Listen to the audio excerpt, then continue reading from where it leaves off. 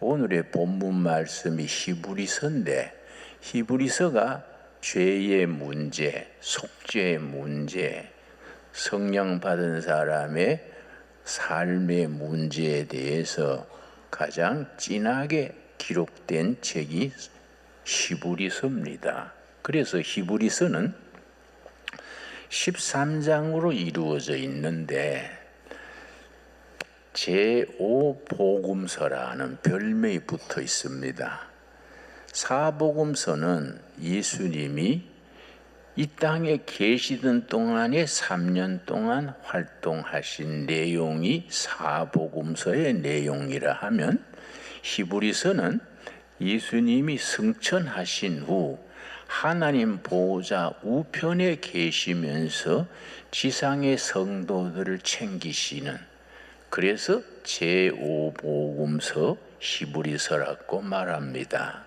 또 히브리서가 소중한 것은 구약과 신약의 엑기스를 딱 합쳐놓은 글이기 때문에 간추린 성경, 그렇게도 부릅니다. 히브리서가 좀 어렵지요. 왜냐? 구약의 배경을 잘 모르면 히브리서를 이해하기가 어렵지요. 그래서 신구약 성경을 간추린 성경, 제5복음서 히브리서, 그렇게 표현을 합니다. 히브리서 8장 1절 한번 찾겠습니다. 8장 1절 말씀. 지금 우리가 하는 말의 요점은 이러한 대제사장이 우리에게 있다는 것이라.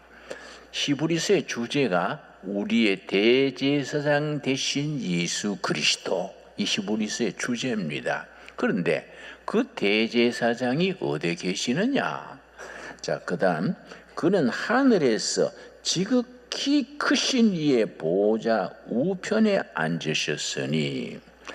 사복음서는 우리 예수님이 지상에 계셨지만은 히브리서에서는 승천하셔서 하나님 보호자 우편에 계시는 대제사장 예수 그리스도입니다. 그래서 2절 말씀, 성소와 성소하시지요? 우리가 성막, 성소 그렇게 부릅니다. 영어로는 홀리 텐트, 거룩한 천막, 혹은 전문 용어로 타버나클, 그렇게 부르지요. 구약시대 이스라엘 백성들이 광야 40년을 행진할 때에 가장 중심에 성막을 세우고, 성막을 중심으로 사방의 세 지파씩, 3, 4, 12, 12지파가 그렇게 진치고 진행했었습니다. 그 성막이죠. 성소와 참 장막에서 섬기는 이시라. 이 땅의 성소가 아니고 하늘나라에 있는 진짜 성소에서 섬기시는 대제사장 되시는 예수님, 하나님 보호자 우편에 계시면서 지상에 우리를 챙기시는 제사장이십니다. 섬기는 이시라. 이 장막은 주께서 세우신 것이요 사람이 세운 것이 아니니라. 광야 40년 동안 성소를 일으키고서 하나님이 머무셨는데, 이건 원래 원형은 사람의 작품이 아니다. 하나님이 세우신 것이다. 3절 말씀. 대제사장마다 예물과 제사 드림을 위해 세운 자니, 그러므로 그도 무엇인가 드릴 것이 있어야 할지니라. 자, 5절 말씀. 5절. 그들이 섬기는 것은 하늘에 있는 것이 뭡니까? 모형. 영어 성경에는 카피입니다. 카피. 하늘나라에 진짜 성소, 성막이 있는데 그 성막의 카피, 모형이 지금 지상에 세운 성막, 그 카피 성막이 이스라엘 백성을 40년간 광야에서 늘 이끌었다, 그 얘기지요. 그런데 하늘나라 하나님 보호자 우편에 계시는 예수님은 하늘 위에 우리 사정을 너무나 잘 아셔서 우리를 다 도우실 수 있다 했습니다. 히브리서 2장 18절 말씀. 대제사장 되시는 예수 그리스도는 2장 18절 말씀. 그가 시험을 받아 고난을 당하셨은즉 시험 받는 자들을 능히 도우실 수 있느니라. 옛날에 그런 말 했지요. 과부 사정은 과부가 안다. 뭐 그런 얘기들 했지 않습니까? 예수님이 이 땅에 오셔서 참 가난한 집안의 맏아들로 태어나셔서 그 갈릴리 지방이 아주 빈촌입니다. 빈촌. 서민들이 살아가는 갓난 신고, 질병, 고통을 다 보신 거예요. 특별히 예수님이 직업이 목수랬는데 요즘 목수하고 다르지요. 요즘 목수는 일당이 25만 원. 근데 우리나라 목수가 한 5천 명이 모자립니다. 그러니까 어디 가도 대우받지요. 근데 이스라엘 목수는 집 자체가 헐벽돌 집이고 엉성하게 짓기 때문에 그건 뭐 막노동자 비슷한 거지요. 그러니까 얼마나 가난했겠습니까? 그 예수님의 가정의 경제적 수준을 나타내는 부분이 복음서에 있습니다. 예수님의 어머니 마리아가 예루살렘에 가서 제사를 지내는데 부자들은 송아지로 제사 지내고 중산층은 양이나 염소로 제사를 지내고 빈민은 비둘기로 제사를 지냅니다. 그런데 복음서에 나오지요. 마리아가 비둘기로 제사를 드린다. 그 구절이 나와요. 그러니까 예수님 가정의 경제 수준이 완전히 바닥이요. 바닥. 요즘식으로 말하면 예수님이 흙수저 줄 밑바닥. 가난한 사람들의 질병과 고통을 몸소 체험했기 때문에 우리를 도울 수 있다. 지상에서 다 체험하셨으니까. 여러분, 그래서 유교의 공자님은 당대의 석사, 박사 과정 3,000명을 제자로 거느리고 다녔습니다. 석가모니는 왕자예요, 왕자. 그래서 석가모니 제자 중에 왕족들, 그런 출신들이 많습니다. 뭐 소크라테스도 말할 필요 없지요. 그런데 예수님은 완전히 갈릴리의 빈촌에 나셔가지고 태어날 때부터 말구유에, 나 어릴 때 말구유 그래서 뭐 굉장히 좋은 산부인과인 줄 알았는데 나중 말구유가 소죽통이요, 소죽통. 말죽통이 말구유요. 그런 데서 아기 받을 다라이도 하나 없어가지고 말죽통에 아기를 받은 겁니다. 그러니까 완전히 그렇게 사셨기 때문에 우리 실정을 잘 아신다. 우리 자기가 체험했기 때문에 사정을 아시고 도우실 수 있다. 그런 말씀이지요. 그런데 중요한 것은 8장 9장입니다. 히브리서 8장 보겠습니다. 8장.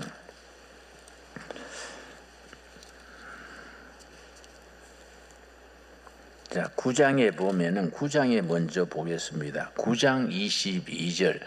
특별히 내가 속죄 문제, 내 과거에 지은 죄가 용서받았는지 못 받았는지, 내가 전에 서울대학교 교수님이 나를 찾아왔어요. 찾아와서 자기 고민을 말했습니다. 자기가 이렇게 강의하다가 갑자기 탁 힘이 빠져가지고 주저앉는다는 거예요. 자동차 운전해 가다가 갑자기 힘이 빠져서 운전대를 놓칠 정도라는 거지요. 정신과에 가도 해결 못하고, 그래서 뭐 서울대학 교수니까 뭐 다른 거 안 했겠습니까? 그런데 누가 충고하기를 둘의 마을에 김진영 목사 찾아가 봐라. 그래서 나한테 왔다는 거예요. 그래서 내가 그래서 그게 왜 그럴까요? 낸들 뭐 정답이 있습니까? 그래서 이런저런 얘기를 한참 뜸들이고 했는데 자기 얘기가 나오는 거예요. 정신과 의사한테도 말 못했던 얘기라 그래요. 내가 하도 솔직하게 나오니까. 자기가 ROTC 출신이야. 그래서 저 인제, 강원도 인제 거기에 전방 소대장으로 있었는데, 장교들은 밖에서 사는 모양이지요. 밖에 방 하나 얻어가지고 살면서 소대장 역할 하는데, 그 주인집의 딸이 아주 양순하고 곱고 그랬어요. 그래서 그 집에서 그 딸이 도와주고 하다가 둘이 사귀었어요. 그런데 임신하게 됐는데 서울에서 아주 부잣집에 양갓집의 딸이 미국 유학도 다 보내주고 다 뒷바라지 하겠다 그래서 금방 그 임신했는 애인을 모른 척하고 서울에 결혼해서 유학 가서 박사 받아와서 서울대학 교수가 댕깁니다. 그런데 문제는 뭐냐? 강의하다가 이제 다 안정이 됐어요. 그런데 여학생들 중에 그 아가씨 닮은 얼굴 보면은 쇼크 받는 거예요. 그냥 주저앉는 거예요. 그리고 운전하고 가다가 길가에 지나가는 사람 중에 그 아가씨 얼굴 닮은 사람 보면은 멍해지는 거예요. 이 죄의식이지요. guilty feeling 그래. 그게 확 살아나가지고 멍해지는 거예요. 그래서 내가 충고한들 설득력 있겠습니까? 그 사람의 말로 될 일이 아니에요. 그래서 내가 성경을 찾았지요. 성경. 히브리서 10장 17절 말씀. 히브리서가 그래서 그런 문제에 참 귀한 책입니다. 10장 17절 말씀. 또 그들의 죄와 그들의 불법을 내가 다시 기억하지 아니하리라. 하나님이 우리 죄와 불법 허물을 기억하지 아니하신다 그래. 근데 그 조건이 있는 거예요. 그냥 다 기억 안 하시는 게 아니고 요한일서 1장입니다. 요한일서 1장. 우리 신앙이 성경 말씀으로 정리가 되어 있어야 됩니다.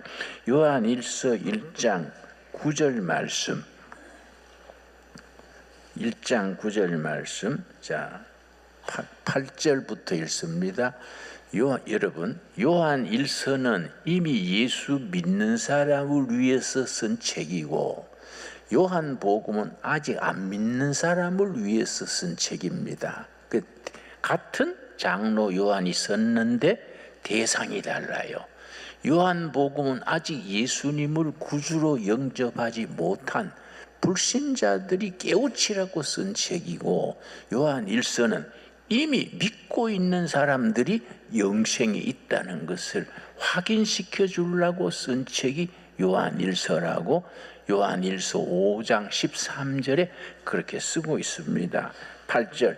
만일 우리가 죄 없다고 말하면 스스로 속이고 우리가 예수를 믿어도 죄 없다 그러면은 스스로 속이는 거다. 그럼 어떻게 해야 되느냐? 예수 믿고 난 뒤에도 죄가 있고 죄의식에 시달리고 상처가 있는데 해결책이 뭐냐? 9절이죠. 9절. 그래서 여러분 우리 성도들이 다 요한일서 1장 9절을 통과해야 돼요. 만일 우리가 우리 죄를 뭐하면? 자백. 누구 이름으로 자백합니까? 우리의 중보자 되시는 예수님의 이름으로 누구에게 고합니까? 하나님께. 예수님의 이름으로 하나님께 우리 죄를 자백하면 그는 미쁘시고 의로우사. 미쁘다는 말은 신용이 100%다. 신용이 100%. 미쁘시고 의롭다는 것은 경우가 밝다는 겁니다. 우리 사회가 지금 경우 없이 나가잖아요. 정치고 경제고 사회가 경우 없이 막 우억 따짐으로 숫자로 밀어붙이고 하니까 백성들이 근심을 하지요. 그런데 우리 주님은 미쁘시고 의로우사. 그 다음 뭐라 그랬습니까?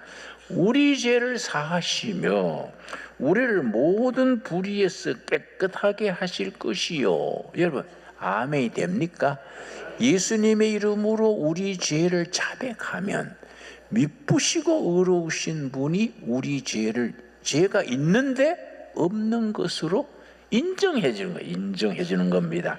우리 죄를 사실 것이요 불의에서 깨끗하게 해주신다. 그래서 내가 이 성경 말씀을 가지고 그 교수님한테 이 말씀대로 자백을 했습니까? 교회 집사라 그래서 자백했습니까? 그랬더니 예, 뭐 수십 분도 더 했지요. 그래서 그건 좀 이상하네요. 한 번 야무지게 하면 되지 뭐 수십 분 하라는 건 없지요. 이 말씀을 믿어야지요. 믿습니까? 아이, 믿어야지요. 야지요가 아니고 확실하게 믿어야 되지. 그 집사가 집사는 집사도 아니고 집사가 그러면 안 되지요. 그래 성경을 가지고 찬찬히 그렇게 공부했더니 그리고 이제 히브리서 10장 17절 이런 요한일서 1장 8절 9절을 거친 사람에게 히브리서 10장 17절에 그게 효과가 있는 거지요. 아까 읽은 말씀 다시 읽겠습니다. 또 그들의 죄와 그들의 불법을 내가 다시 기억지 아니하리라. 여러분 아멘 하십니까? 그래 내가 이 말씀 읽고 하나님은 기억 안 한다 했는데 본인은 왜 기억하고 있습니까? 그래서 회개는 했다면서요. 그럼요. 내가 일부러 인제에 가가지고 그 여자를 찾았다는 거예요. 자꾸 그건 뭐 어디 이사가 버리고 흔적이 없다는 거예요. 그래서 그러면 일단 하나님 앞에서 해결을 하고 그 문제는 다시 얘기합시다. 그래서 이제 말씀으로 차근차근 공부했더니 얼굴이 밝아지더라고요. 하나님이 기억도 안 하신다. 받아들여집니다. 그러니까 하나님은 기억도 안 하니까 본인도 잊어버리세요. 그런데 그러면 옛날 그 아가씨에 대해 잘못한 건 어떻게 하면 될까요? 그러니까 찾다가 못 찾았으니까 하나님도 성의를 아실 겁니다. 그러니까 미혼모, 우리 사회에 미혼모들이 있으니까 많은 주위의 자원을 동원해서 미혼모 돕는 일 그런 걸 하면 어떨까요? 그래서 그 사람이 얼굴이 밝아져서 자기 일을 찾아서 갔지요. 여러분 말씀으로 이게 해결이 돼야 돼. 그렇지요? 예배당에 다니는데 죄의식 때문에 신경쇠약 걸리고 우울증 걸리고 이건 아니지 않습니까? 그래서 히브리서 9장 22절에 히브리서 9장 22절 우리가 늘 성경을 들고 다니고 집사다 장로다 권사다 심지어 목회하면서도 말씀으로 이 정리가 안 된 거지요. 자, 히브리서 9장 22절 율법을 따라 거의 모든 물건이 피로써 정결하게 되나니 피 흘림이 없은즉 사함이 없느니라. 구약의 전통을 말하지요. 구약 시대 이스라엘 백성들은 자기 죄를 씻기 위해서 양 잡고 소 잡고 가난한 사람들은 뭘 잡는다고요? 비둘기라도 잡아가지고 그 목에다가 동맥을 탁 찌르면 피가 나옵니다. 그걸 그릇에 받아가지고 그 피를 가지고 지성소에 들어가서 대제사장이 제사를 지내는 겁니다. 그러면 그 죄가 없어지는 속죄 제사지요. 그런데 지금은 우리가 예수 믿고 양 잡고 비둘기 잡고 없지 않습니까? 왜냐? 피를 거쳐야 죄가 씻어지는데 우리는 지금 그렇게 안 한단 말이죠. 어디서 그렇게 안 하게 됐느냐?